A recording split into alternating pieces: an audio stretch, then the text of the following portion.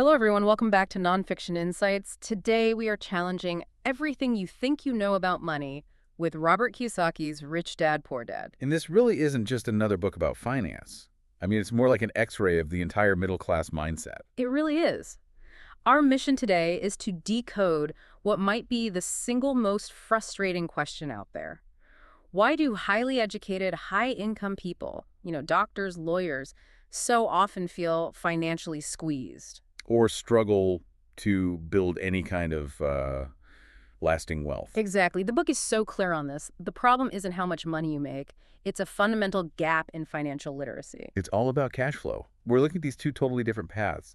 The poor dad, who is, traditionally successful, and then the rich dad, the entrepreneur. And it's about figuring out which path you're actually on, no matter what your paycheck says. It forces you to stop looking at just your salary. The income statement. Right. And start focusing on the balance sheet, the actual financial engine you're building. An engine that will either, generate wealth or just sink you. Okay, so let's get right to it. Let's start with Kiyosaki's biggest bombshell. I mean, this is the one that starts an argument at every single dinner party. Oh, I think I know where you're going with this. Your house is not an asset. And if your house is your largest investment, you are, financially speaking, in deep trouble. Wait, that goes against everything I was taught. Hold on. That's the American dream. Buying a home is supposed to be the bedrock of security. I know. It's the biggest investment most people will ever make, and it's supposed to go up in value. You're telling me it's not an asset.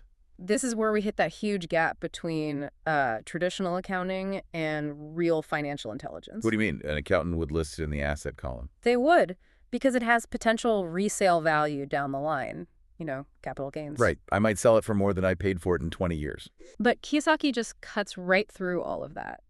He says high emotion, like the pride you feel from owning a nice home, it actually tends to lower your financial IQ. Okay. He uses this really simple, usable test. He calls it the pocket test.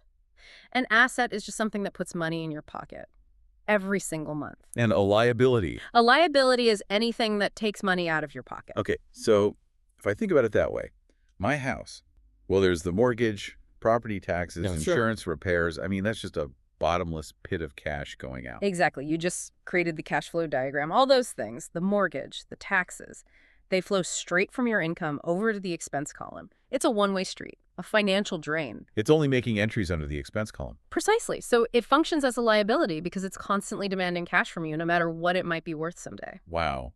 So the whole distinction is just about the direction of cash flow today, not the hope of what it could be worth tomorrow. Yeah. I mean, that changes everything. And that distinction is the single most important lesson in the entire book, which leads us to the core theme. Understanding the difference between, let's call it the golden goose and the hungry pet. And this is why having a high income isn't enough. The book mentions that really smart people, bankers, doctors, accountants, they struggle with this. They do. They have excellent grades, but they can't read the story that the numbers are telling them. They don't see where the cash is actually flowing. They can't tell the difference between the goose and the pet. Exactly. An asset is your golden goose. It's an investment that lays golden eggs, which is just cash, right into your pocket. So like stocks that pay dividends or income from a rental property. Perfect examples. Or bonds, intellectual property, things that make you money without you having to trade your time for it. And the liability. That's the hungry pet. Hungry pet, I love that analogy. It's anything that just constantly consumes your income. It needs to be fed every single month. My mortgage. A car payment. Credit card debt. All hungry pets. And the wealthy, they spend their lives buying golden geese. They build that asset column until it's strong enough to support them. But the middle class. The middle class buys expensive hungry pets, often with debt, because they think those things are assets. They're trying to look rich. And the cash flowing out to feed all those pets is what keeps even high earners completely stuck. You get a raise. You buy a bigger, hungrier pet. And your expenses just inflate right along with your income. And that, right there, is the rat race. So why do people stay stuck in it?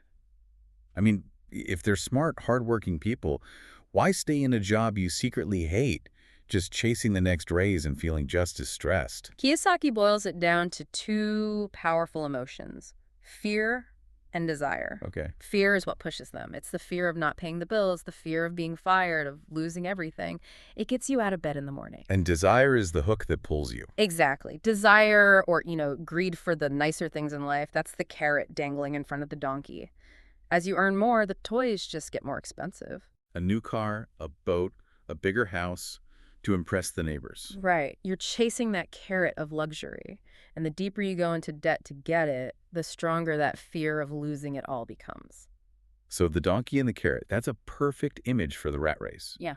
Fear pushes you to work, and desire for the carrot pulls you toward more debt. And money ends up controlling your life. It turns even high earners into, well, highly paid slaves on a treadmill. So what's the alternative? How do you stop just reacting to those emotions? Well, the book says you have to learn to choose your thoughts. The poor dad would see something he wanted and his brain would just shut down. He'd say, I can't afford it. End of story. End of story. But the rich dad, he would flip the script. He'd ask a question. How can I afford it? Yes. That one little change forces your brain to start working, to look for solutions, not just accept limitations. But that mindset shift is just one part of it. This brings us to that third secret, right? Minding your own business. Mind your own business. And he doesn't mean starting a company in the traditional sense. Right, this part is always a little confusing. If I'm a high-paid doctor, isn't that my business? Not in this framework. Your profession, the doctor, the engineer, that's what fills your income column. But while you're at your job, you're spending your life making someone else rich. Your employer. Your employer, the government through taxes, and the bank that holds your mortgage. You're working for everyone else first. We really are. We're building their assets, not our own. So the solution is to keep working hard at your profession, but you have to use that income to build your true business. Which is your asset column. Exactly. The best example is the Ray Kroc story from the book. Everyone knows him from McDonald's. Right, his profession was selling hamburger franchises. Or milkshake mixers originally. He was a salesman, but his business was not hamburgers. It was real estate. It was accumulating income-producing real estate. Yeah. He famously told a group of students, my business is not hamburgers. Every time he sold a franchise, he secured the land under it. And that land went up in value and generated steady rent. That was his golden goose. That's the key distinction. Your profession pays the bills, but your real business is taking that salary and turning it into assets that work for you. So every dollar you put in your asset column becomes like a little employee. An employee that works for you 24 hours a day and can work for generations. But let's talk about the biggest expense for most employees. Taxes. Ugh, the most painful part. The more you earn, the bigger the bite the government takes, right out of the gate. And that sequence, the order things happen in, that's the critical difference. Kiyosaki says the rich use corporations not to illegally dodge taxes, but to use the legal tax code to their advantage. Okay, so for an employee, the sequence is earn, then you get taxed, then you spend what's left. Earn, tax, or spend. The government takes its share before you even see it. So what's the sequence for the wealthy who use a corporation? It's completely flipped. For a corporation, the legal sequence is earn, spend everything it possibly can legally, and then get taxed only on what's left over. That's probably the biggest legal loophole there is. So what can a corporation spend money on before taxes that an employee can't? Well, think about your car.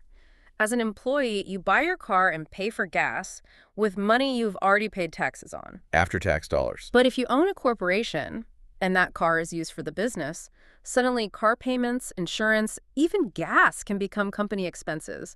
They're deductions. So things like your phone bill, travel for a board meeting in Hawaii. They can become pre-tax expenses. They reduce your taxable income. The rich are essentially playing a different game with the same set of rules. And they're not earning $100,000 and getting taxed on all of it. They're earning $100,000, legally spending $40,000 on the business. And only getting taxed on the $60,000 that's left. It's a huge immediate advantage. Plus, the corporation protects their other assets from lawsuits. Okay, so for an employee listening right now, someone who gets it, they see the difference between the goose and the pet. What's the single most important habit they need to start, like today? You absolutely must start paying yourself first. This is the habit that separates everyone. What does that actually mean, though? It means the poor and middle class get their paycheck, and they immediately pay everyone else. The government, the bank, their credit cards. If there's anything left, they might save a little. They pay themselves last. And the rich do the exact opposite. The exact opposite. They prioritize funding their asset column first. They take a piece of their income and immediately buy an asset with it. Before they pay their bills. That sounds incredibly stressful. It is, but it's strategic. Kiyosaki's rich dad did this. By paying yourself first, you create financial pressure. But instead of panicking, that pressure forces your brain to get creative. It makes you find new ways to generate income to cover the bills that are now screaming at you. You're forced to defend your asset column. And it also relates to how you buy luxuries Right. The poor and middle class buy luxuries first. with a debt. They take out a loan for a fancy car to look rich, which just digs them deeper into the rat race. But the rich, They buy luxuries last. They wait until their golden geese, their assets, have generated enough cash flow to pay for that luxury car outright. Their assets buy their luxuries. so financial freedom isn't some abstract dream, it's actually just a math problem. It's a simple formula. Financial independence is the moment when the cash flow from your asset column is more than your monthly expenses. And at that point, you don't have to work for money anymore. Your money is now working for you. It all comes back to building that foundation early. Financial education, discipline, and understanding the rules of the game. So look at your bank statement. Do you have more golden geese or hungry pets? Let us know in the comments. That's a great question. If you found value in this deep dive, please like this video and subscribe to Nonfiction Insights for your daily dose of wisdom. See you in the next deep dive. Bye.